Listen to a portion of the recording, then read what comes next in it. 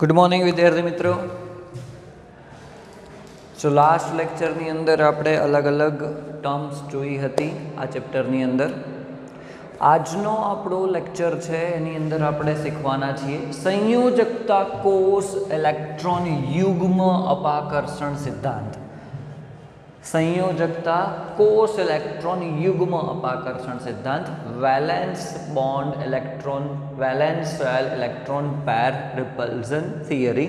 It is known as VSEPR theory. VSEPR theory, valence shell electron pair repulsion theory. संयोजकता कोष electron युग्म अपाकर्षण सिद्धांत।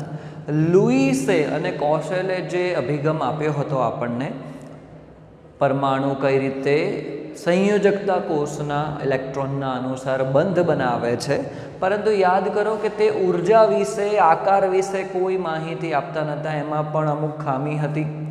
તો તેને સુધારીને સૌથી પહેલાં તો સિજ્વિક અને પોવેલે 1940ની અંદર સિજ્વિક અને પોવેલે આ સિદ્ધાંત આપ્યો હતો। સિજ્વિક અને પોવેલે બરાબર આ 1940ની અંદર સિદ્ધાંત આપ્યો હતો। સૌથી પ્રથમ સંયોજકતા કોષ ઇલેક્ટ્રોન યુગ્મ અપાકર્ષણ સિદ્ધાંત, પરંતુ ત્યારબાદ પણ વધુ પ્રચલિત બન્યો ત્યારે કે નાયહોલ્મ અને ગિલેસ્પીએ 1957માં, નાયલહોમ અને ગિલેસ્પીએ 1957માં તેને ફરીથી પુનઃ વિકસાવ્યો, એમાં થોડાક સુધારા વધારા કરીને, અને ત્યારબાદ તેને પુનઃ વ્યાખ્યાયિત કર્યો। નાયલહોમ અને ગિલેસ્પી એમણે આ સિદ્ધાંતને પુનઃ વ્યાખ્યાયિત કર્યો, ત્યારબાદ તેની સ્વીકૃતિ વધી। તો સૌથી પ્રથમ આપ્યો હતો સિજ્વિક અને પોવેલે 1940ની અંદર, અને ત્યારબાદ 1957માં નાયલહોમ અને ગિલેસ્પી આ સિદ્ધાંતને ફરીથી વિકસાવ્યો અને તેને પુનઃ વ્યાખ્યાયિત કર્યો। તો આ સિદ્ધાંતની મુખ્ય અભિધારણાઓ આપણે જોઈએ। એના ટોટલ 6 મુદ્દા છે અને આ ક્વેશ્ચન 3 માર્ક્સમાં પૂછી શકાય એવો છે તેની અભિધારણાઓના આધારે, કે VSEPR સિદ્ધાંતની અભિધારણાઓ લખો। તેમાં પહેલું શું કહે છે કે અણુઓનો આકાર, જો આપણે જે લુઈસ અને કોશેલનો જે સિદ્ધાંત હતો એની જે મર્યાદા હતી કે તેણે અણુઓનો આકાર, તેની ઉર્જા વિશે કોઈ માહિતી નથી આપતા, જ્યારે અહીંયા પહેલું જ વાક્ય છે કે અણુઓનો આકાર, આકાર તે મધ્યસ્થ પરમાણુ, અણુઓનો આકાર તે મધ્યસ્થ પરમાણુની આસપાસ રહેલા સંયોજકતા કોષના ઇલેક્ટ્રોન યુગ્મ, મધ્યસ્થ પરમાણુની આસપાસ રહેલા સંયોજકતા કોષના ઇલેક્ટ્રોન યુગ્મ। હવે આ ઇલેક્ટ્રોન યુગ્મ બે પ્રકારના હોય છે, કયા કયા? તો બંધકારક અને અબંધકારક। મેં એની વ્યાખ્યા પણ નીચે સમજાવી છે, પરંતુ તેની સંખ્યા પર આધાર રાખે છે। અણુઓનો આકાર કોના ઉપર આધાર રાખશે? સૌથી પહેલું કે મધ્યસ્થ પરમાણુની આસપાસ રહેલા સંયોજકતા કોષમાં, સંયોજકતા કોષમાં એટલે એવું કહી શકાય કે બાહ્યતમ કક્ષા ક્રમાંક જે હોય બરાબર, તેમાં અંદર રહેલા ઇલેક્ટ્રોનની સંખ્યા ઉપર આધાર રાખશે। અને આ ઇલેક્ટ્રોન કેવા છે? તો બે પ્રકારના છે, એક બંધકારક ઇલેક્ટ્રોન યુગ્મ છે અને બીજા છે અબંધકારક ઇલેક્ટ્રોન યુગ્મ। હવે વ્યાખ્યા એકદમ સિમ્પલ છે કે બંધકારક ઇલેક્ટ્રોન યુગ્મ ઇલેક્ટ્રોન કોને કહીશું અને અબંધકારક ઇલેક્ટ્રોન કોને કહીશું?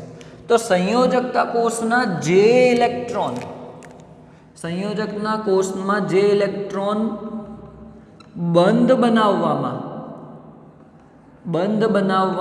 વપરાય છે, બંધ બનાવવામાં તેનો ઉપયોગ થાય છે, તેને આપણે શું કહીશું? બંધકારક ઇલેક્ટ્રોન યુગ્મ।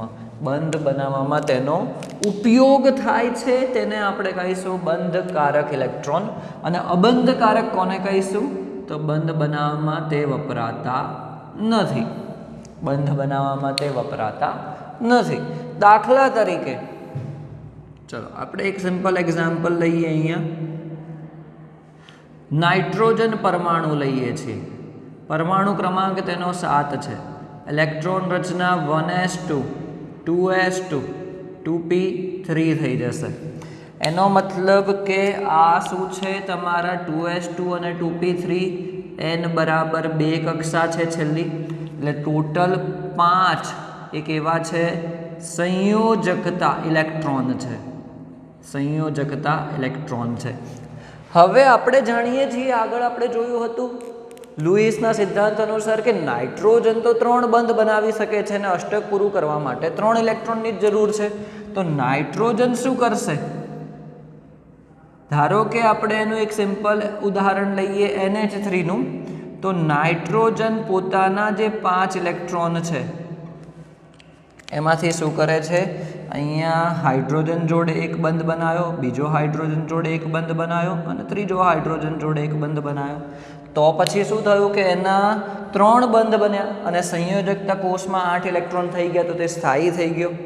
એનો મતલબ કે જે આ 2 ઇલેક્ટ્રોન છે કે જે બંધ બનાવવામાં ઉપયોગમાં લેવાયા નથી, તો આ જે ઇલેક્ટ્રોન 2 છે એટલે એને ઇલેક્ટ્રોન યુગ્મ કહી શકાય. તો આ એક જે ઇલેક્ટ્રોન યુગ્મ છે એ કયો હશે? અબંધકારક ઇલેક્ટ્રોન યુગ્મ, કે જે બંધ બનાવવામાં ઉપયોગમાં લેવાયા નથી. એક ઇલેક્ટ્રોન યુગ્મ એટલે કે 2 ઇલેક્ટ્રોન થયા એની અંદર. યુગ્મનો મતલબ હંમેશા યાદ રાખજો 2 ઇલેક્ટ્રોન, બરાબર. તો 2 ઇલેક્ટ્રોન નાઇટ્રોજનના એવા છે. અબંધકારક ઇલેક્ટ્રોનની સંખ્યા કેટલી નાઇટ્રોજનમાં? તો 2. અને એવું પૂછ્યું હોય કે અબંધકારક ઇલેક્ટ્રોન યુગ્મની સંખ્યા કેટલી? તો 1. બરાબર. અબંધકારક ઇલેક્ટ્રોન યુગ્મ પૂછ્યું હોય તો 1 અને ઇલેક્ટ્રોનની સંખ્યા પૂછી હોય તો 2 થશે. એટલે કે અહીંયા જોયું તો આ નાઇટ્રોજનના 1 2 અને આ જે ત્રીજો ઇલેક્ટ્રોન છે એ કેવા હશે? બંધકારક ઇલેક્ટ્રોન છે. એ શું છે? બંધકારક ઇલેક્ટ્રોન, કે જે બંધ બનાવવામાં વપરાય છે. કે એકદમ સિમ્પલ છે. અણુઓનો આકાર મધ્યસ્થ પરમાણુની આસપાસની સંયોજકતા કોષના ઇલેક્ટ્રોન યુગ્મ એ બંધકારક હોય કે અબંધકારક હોય. એટલે હાઇડ્રોજન સાથે જ્યારે બંધ બનાવ્યો ત્યારે તો શું થઈ ગયા? 2 ઇલેક્ટ્રોન થઈ ગયા. 2 ઇલેક્ટ્રોન થઈ ગયા તો એને હવે ઇલેક્ટ્રોન યુગ્મ કહીશું. તો એ શું થઈ જશે? બંધકારક ઇલેક્ટ્રોન યુગ્મ. બંધકારક ઇલેક્ટ્રોન યુગ્મ. એનો મતલબ કે NH3 અણુ છે એની અંદર 3 બંધકારક ઇલેક્ટ્રોન યુગ્મ આવેલા છે NH3 આખા અણુમાં, અને 1 અબંધકારક ઇલેક્ટ્રોન યુગ્મ છે. બરાબર. તો પહેલો પોઈન્ટ અહીંયા પૂરો થયો. બીજો પોઈન્ટ તો એકદમ સરળ છે, આપણે જાણીએ છીએ ઇલેક્ટ્રોન એ ઋણ વીજભારિત છે. ઇલેક્ટ્રોન કેવો છે? ઋણ વીજભારિત છે, આપણે જાણીએ છીએ. તો એવું કહેવામાં આવ્યું, એમણે એવું કીધું કે સંયોજકતા કોષમાં, એટલે અહીંયા જુઓ NH3માં 8 ઇલેક્ટ્રોન થઈ ગયા છે. ઇલેક્ટ્રોન યુગ્મ ટોટલ જોવા જઈએ તો 4 ઇલેક્ટ્રોન યુગ્મ છે. 3 બંધકારક ઇલેક્ટ્રોન યુગ્મ છે અને 1 અબંધકારક ઇલેક્ટ્રોન યુગ્મ છે. એકબીજા વચ્ચે અપાકર્ષણ કરશે. સાચી વાત છે, કારણ કે ઇલેક્ટ્રોન તો ઋણ વીજભારિત હોય, કારણ કે તેમના ઇલેક્ટ્રોન વાદળ કેવા હોય છે? ઋણભારિત હોય છે. સિમ્પલ છે, આ આપણે જાણીએ જ છે. તો બીજો મુદ્દો પણ આપણા માટે કંઈક નવો નથી સમજવા માટે, કે સંયોજકતા કોષ જે અહીંયા 8 ઇલેક્ટ્રોન થઈ ગયા એમોનિયા અણુની અંદર, NH3 અણુમાં, તો તેની અંદર શું થશે? ઇલેક્ટ્રોન યુગ્મ એકબીજા પ્રત્યે અપાકર્ષણ અનુભવે છે. કેમ અનુભવે છે? કારણ કે તેમના જે ઇલેક્ટ્રોન વાદળ હોય છે કેવા હોય છે? ઋણ વીજભારિત હોય છે. કેવા હોય છે? ઋણ વીજભારિત હોય છે. બરાબર. ચલો ત્રીજો મુદ્દો આપણે જોઈએ કે આ ઇલેક્ટ્રોન યુગ્મ અવકાશમાં એવી રીતે ગોઠવાય છે. હવે તેની ગોઠવણી પણ થશે, એકબીજા પ્રત્યે અપાકર્ષણ થાય છે તો ગોઠવણી પણ કંઈક અલગ રીતે કરશે. એવી રીતે ગોઠવાય છે કે જેથી અપાકર્ષણ બળ સૌથી ઓછું થાય. અપાકર્ષણ બળ સૌથી ઓછું થાય અને તેમની વચ્ચેનું અંતર કેવું થાય? વધે. કેમ કે અપાકર્ષણ છે તો સ્થાયી થવા માટે ન્યૂનતમ અપાકર્ષણ થાય, એ રીતે ગોઠવાશે. બરાબર. એટલે ફોર એક્ઝામ્પલ તમે એવું લઈ લો કે એક સિમ્પલ એક્ઝામ્પલ લાઈવ સમજવા માટે 2 ચુંબક લો. ફોર એક્ઝામ્પલ આ 2 ચુંબક છે, એનું કોઈક ચુંબકીય ક્ષેત્ર હશે. તો જો બંનેના N ધ્રુવ અથવા તો S ધ્રુવને હું નજીક લાવીશ તો અપાકર્ષણ થશે. એવું જ કંઈક સમજી લો કે ઇલેક્ટ્રોન યુગ્મમાં પણ થાય છે. તો જો મારે બંનેને એકબીજાની નજીક પણ રાખવા છે અને અપાકર્ષણ પણ ન્યૂનતમ કરવું છે તો પછી શું થશે કે હું એ રીતે અંતર જોઈશ કે જેમ કે તમે જોશો તો નજીક લાવશો તો પાછા દૂર જતા રહેશે એની જાતે, તમે જેવું બળ છોડશો એટલે અપાકર્ષણ બળના કારણે, બરાબર. તો હું એવું રાખીશ કે ન્યૂનતમ અપાકર્ષણ થાય બંને ચુંબક વચ્ચે. તો પછી શું થશે, એમનું અંતર કેવું થશે, વધશે. અંતર કેવું થશે તેના કારણે વધશે. એટલે ન્યૂનતમ અપાકર્ષણ થાય અને તેમની વચ્ચે મહત્તમ અંતર રહે. એ મહત્તમ અંતર કે અપાકર્ષણ કેવું હોય, ન્યૂનતમ હોય અને પોતાની જાતે તે સ્થિર રહી શકે. એ રીતે અહીં પણ એવું જ થશે, ઇલેક્ટ્રોન ગોઠવાશે. તો ઇલેક્ટ્રોન યુગ્મ અવકાશમાં 3 ડાયમેન્શનલ એ રીતે ગોઠવાય છે કે જેની અંદર શું થઈ જશે, અપાકર્ષણ બળ સૌથી ઓછું થાય ઇલેક્ટ્રોન યુગ્મનું અને તેમનું અંતર કેવું થાય, વધે. એ રીતે ગોઠવાશે, બરાબર. હવે ચોથો મુદ્દો એ છે, એ પણ આપણા માટે નવો નથી કે સંયોજકતા કોષને કેવું લેવામાં આવ્યું છે, વર્તુળાકાર લેવામાં આવ્યું છે. વર્તુળાકાર લેવામાં આવ્યું છે, જેમાં ઇલેક્ટ્રોન યુગ્મ એકબીજાથી મહત્તમ અંતરે વર્તુળાકાર સપાટી પર સ્થાનાંતરિત થાય છે. કેવું થાય છે, વર્તુળાકાર સપાટી પર તે સ્થાનાંતરિત થાય છે, બરાબર. પછી પાંચમો મુદ્દો એવું કહે છે કે બહુબંધ, એક કરતાં વધારે બંધ હોય અને એમાં જો એકલ ઇલેક્ટ્રોન યુગ્મ તરીકે તેને ગણવામાં આવે છે અને બહુબંધમાં જો 2 કે તેથી વધારે ઇલેક્ટ્રોન યુગ્મ હોય તો તેને એકલ અતિયુગ્મ તરીકે લેવામાં આવે છે, બરાબર. તો આ છે સંયોજકતા કોષ ઇલેક્ટ્રોન યુગ્મ અપાકર્ષણ સિદ્ધાંતની અભિધારણાઓ. લાસ્ટ એનો મુદ્દો એ છે કે કોના ઉપર લાગુ પાડી શકાય. તો જે અણુમાં 2 કે તેથી વધારે સંસ્પંદન આપણે જોઈશું નેક્સ્ટ લેક્ચરમાં જ રજૂ કરી શકાય, તેની અંદર આપણે લાગુ પાડી શકીએ. એની અંદર સંસ્પંદન રજૂ કરી શકાય તેની અંદર આપણે લાગુ પાડી શકીએ. તો આ મુખ્ય 6 અભિધારણા થઈ ગઈ. કોની? સંયોજકતા કોષ ઇલેક્ટ્રોન યુગ્મ અપાકર્ષણ સિદ્ધાંત, VSEPR સિદ્ધાંતની. એકદમ સિમ્પલ છે. તો આના આધારે આપણે શું કરીશું, આકાર નક્કી કરીશું. આપણે અલગ અલગ પ્રકારના આકાર જોઈશું ઇલેક્ટ્રોન યુગ્મ, કયા કયા બંધકારક અને અબંધકારક ઇલેક્ટ્રોન યુગ્મના આધારે. તો હવે આપણે અપાકર્ષણ બળ કોનું વધારે હશે, કોનું ઓછું હશે એના કારણે નક્કી થશે આકાર. તો આપણે જોઈએ કે અબંધકારક ઇલેક્ટ્રોન યુગ્મ, જેને લોન પેર કહેવામાં આવે છે ઇંગ્લિશમાં, લોન પેર, એને શોર્ટમાં LP તરીકે લખાશે. અને બંધકારક ઇલેક્ટ્રોન યુગ્મ જેને બોન્ડ પેર, જેને BP તરીકે લખાશે, બરાબર. તો અબંધકારક ઇલેક્ટ્રોન યુગ્મ છે તેનું જે ઇલેક્ટ્રોનનું જે વાદળ રચાશે. બીજું બંધકારક ઇલેક્ટ્રોન યુગ્મ હશે તેનું વાદળ રચાશે. તો અબંધકારક ઇલેક્ટ્રોન યુગ્મ તે વધુ જગ્યા રોકે છે, બરાબર. અબંધકારક ઇલેક્ટ્રોન યુગ્મ જે છે એ સંયોજનની અંદર વધુ જગ્યા રોકે છે, બરાબર. જગ્યા વધુ રોકે છે તો તેનું અપાકર્ષણ બળ પણ સૌથી વધારે હશે.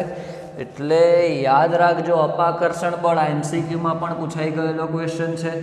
લોન પેર ઇલેક્ટ્રોન યુગ્મ હોય, લોન પેર અબંધકારકનું અપાકર્ષણ બળ સૌથી વધારે હોય, પછી અબંધકારક અને બંધકારક વચ્ચેનું, અને પછી બંધકારક વચ્ચેનું. એટલે કે ફોર એક્ઝામ્પલ અહીંયા જો આપણે જોવા જઈએ તો શું થાય છે, એનો આકાર જો આપણે જોવા જઈએ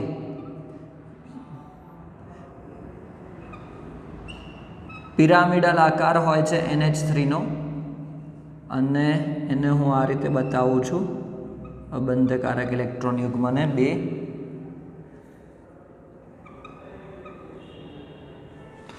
બરાબર.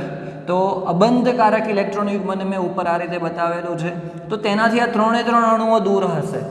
કેમ? કારણ કે બંધકારક, આ 3 બંધકારક છે, બોન્ડ પેર થશે. તો આ 3 નું જે અપાકર્ષણ બળ હશે એકબીજા પ્રત્યેનું, એ કમ્પેરેટિવલી ઓછું હશે કોના કરતાં? લોન પેર અને બોન્ડ પેર. અને જો બે લોન પેર, બે અબંધકારક ઇલેક્ટ્રોન યુગ્મ હોય તો તેનું અપાકર્ષણ બળ સૌથી વધારે હોય છે. તો તેના કારણે આપણે અલગ અલગ અણુઓનો આકાર નક્કી કરીશું. બરાબર. તો અહીંયા આ થિયરી જેની મુખ્ય અભિધારણાઓ છે એ પૂરી થાય છે. એકદમ સિમ્પલ ટોપિક છે, 6 અભિધારણાઓ છે. એને સમજવા માટે ટ્રાય કરજો, જે તમને એક્ઝામ્પલ દ્વારા સમજાવી છે. આપણે નેક્સ્ટ લેક્ચરમાં આગળ થિયરીને વધારીશું.